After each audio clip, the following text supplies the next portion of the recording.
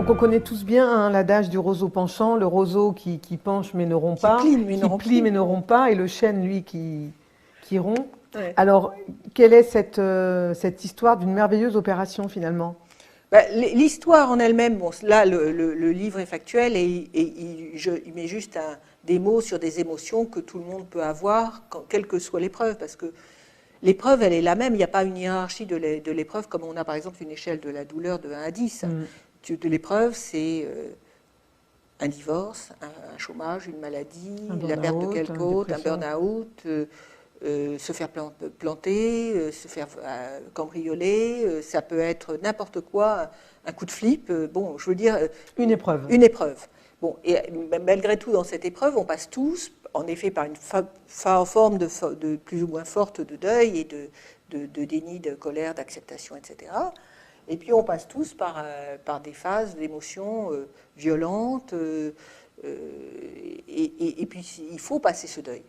Et puis après, bon, une fois le deuil passé, on est dans la phase d'acceptation, il faut en effet se poser la question. Et c'est pour ça qu'après, depuis, je fais des conférences, parce que je me suis aperçu que c'était ça que les gens voulaient savoir, c'est-à-dire qu'ils voulaient savoir d'une part comment on faisait pour ne pas se griller avant, et préserver, si possible, son équilibre et sa santé, mais ils voulaient savoir aussi quelles étaient les bonnes pratiques pour s'en remettre.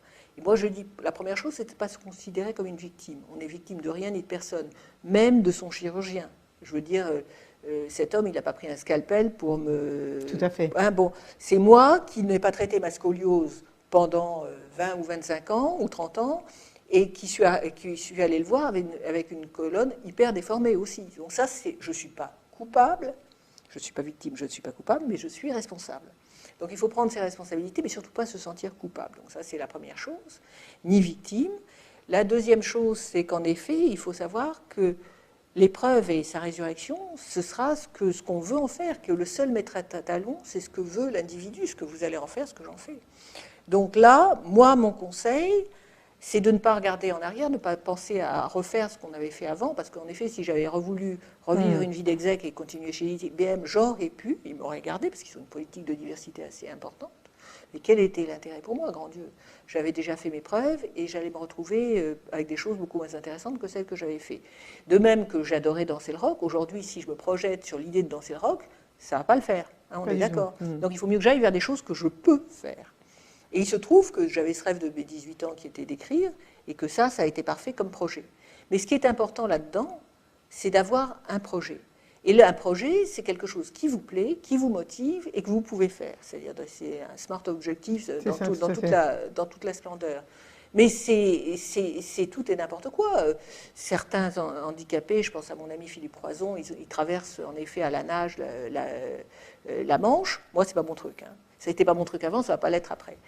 D'autres, c'est autre chose. Ça peut être de faire du crochet, ça peut être de vous occuper de vos enfants ou de vos petits-enfants, ça peut être de vous occuper des autres, ça peut être de... Il y a 15 000 trucs qui sont possibles. Ça peut être de faire des conférences, ça peut être... Tout à fait. L'important, c'est que ça sorte de vous. C'est ça. De vous.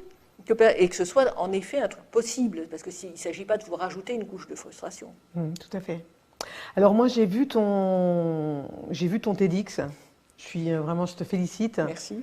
800 000 vues. 800 000 vues. Truc de fou. Donc je vous encourage vraiment à aller le voir. Donc TEDx, tu peux nous redire le titre parce que le titre, il est assez... Rien ne nous arrive par hasard, voilà. Je le crois.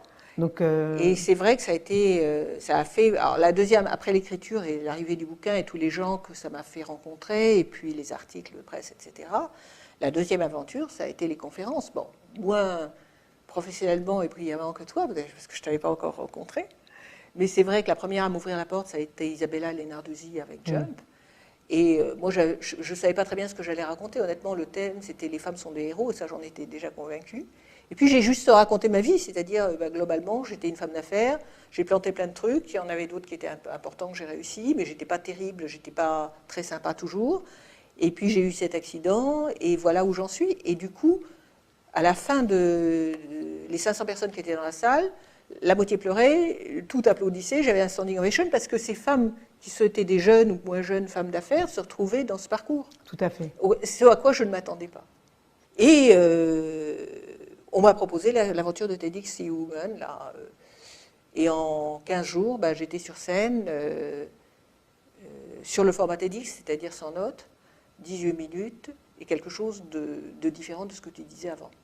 Et tu vois, ce qui est incroyable, c'est que dans cette expérience finalement où tu n'as rien fait, entre guillemets, Non, moi j'en fais, mieux ça va. le succès s'est manifesté. Mm. Et pourquoi? Parce que tu es aligné, Oui, cœur, corps et esprit. cœur, corps et esprit, avec aussi cette, Puis je me respecte, tu te respectes, je m'aime. tu t'aimes, tu fais ce que tu veux, ce que tu Je aimes. fais quasiment tout ce que je veux, Voilà. même si je ne fais pas toujours tout. Mais peut-être si aussi, je choisis. Tu choisis. Et puis peut-être ce frein quand même qui est Puis je existant vis à un autre rythme. te permet justement de réaliser ça.